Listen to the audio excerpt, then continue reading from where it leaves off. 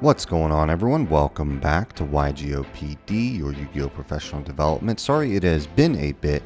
A couple weeks ago, my wife and I were both dealing with bronchitis, and then after that, the holidays kicked in for Thanksgiving, so we just took some time to make sure we're recovered, we got well, and had some time to be with family. But I am back and excited to share with you something really neat I've been messing with. I haven't seen it around too much just yet, and I gotta perfect the build. I think it will kind of grow on me and grow on a few others once you see the concept. This is a Cyberese Spright variant. Actually, there's a lot of engines in here. It's really good stuff. But before we hop into the main deck, I want to give a shout out to our new subs of the channel, Kevin and Can't Find a Better Name. If you are interested in subscribing and when we'll be included in that next sub shout out, just make sure your subscriptions are public when you subscribe so I can see who you are and include you in the next sub shout out. But I don't want to waste any time. This is a really neat concept, a neat deck. A lot of stuff came out in Magnificent Mavens, and this is one of the things that I don't think is being highlighted enough that really deserves some love. So let's go ahead and hop right into it. Okay, so I'm going to showcase this by engine, by package more so. I guess that's probably the easiest way to do it. Starting off with the sprites here, it's a pretty standard lineup, more or less. You have 3 blue to get you your monsters, 3 jet, which gets you your spells or traps, and then after that we have 1 of each of red and carrot. That is straightforward. And then I have 1 more spot for a 2 in here that I'm opting to use for soul scissors. You could put this as anything: pixies, the kitten, Iperia, capshell, whatever you want. I'm leaning off of Iperia just because we do run the brave package, so you don't want that to conflict. But nonetheless, this is there. You could put this as pretty much anything. I like the utility of soul scissors though. It's a decent pitch and always kind of adds a little bit of a layer to your end board. And then wrapping out the Spright piece, we do have, of course, the 3 starter, pretty straightforward there, and then just the 1 double cross and the 1 smashers. Double cross is an insane additional piece of interruption to the deck.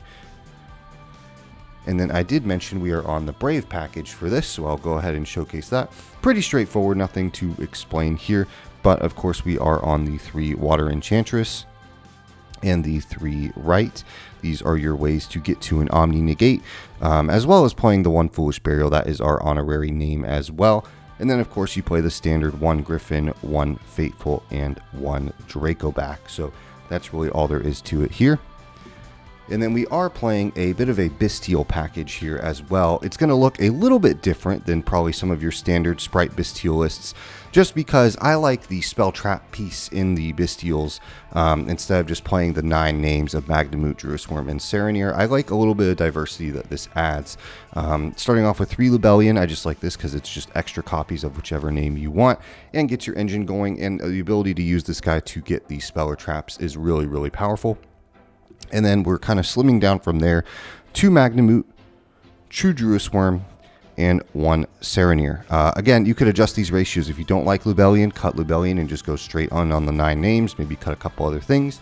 But this is really what I like. And then obviously we pair that with the 1 Beast and the 1 Brigade. It's just a really nice piece of Advantage engine. I think this really does a lot and is a little bit underrated. But that's the Bestial package for the deck. After that, we have the Cyberese piece. It is very small right now, but if you're familiar with some of the DPE type variants where the Cyberese combo would get you like Scythe plus DPE, this is kind of where this deck starts to lean back towards on that. And this is an insane normal summon. It does your full Spright combo even under the Brave lock of not being able to use monsters effects who were normal summoned. But you can do any Cyberese monster you prefer.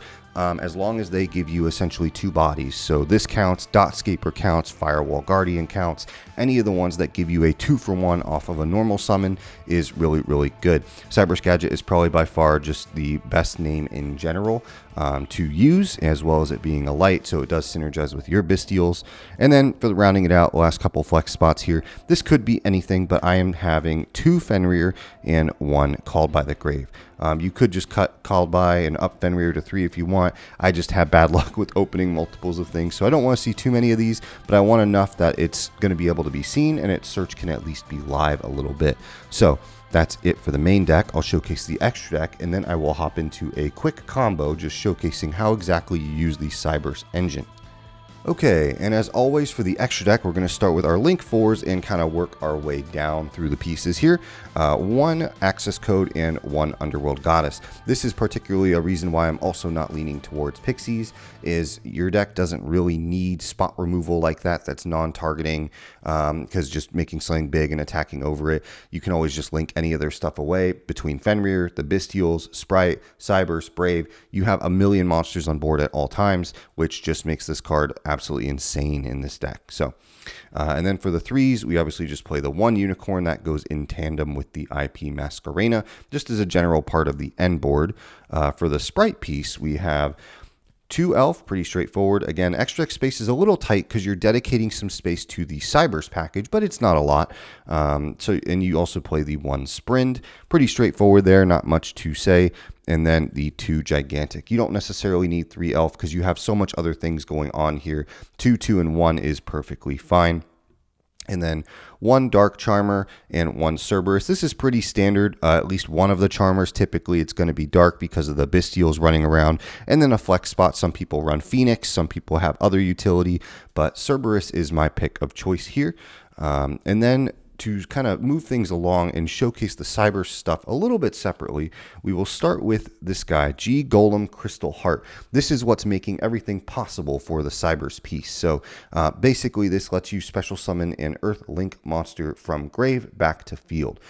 So that's really what is happening, is you just have an extra extender, and by the end of the combo, you're going to be able to have 2 Link 2s that you can use to showcase that full combo. So we'll show that right after the extra deck.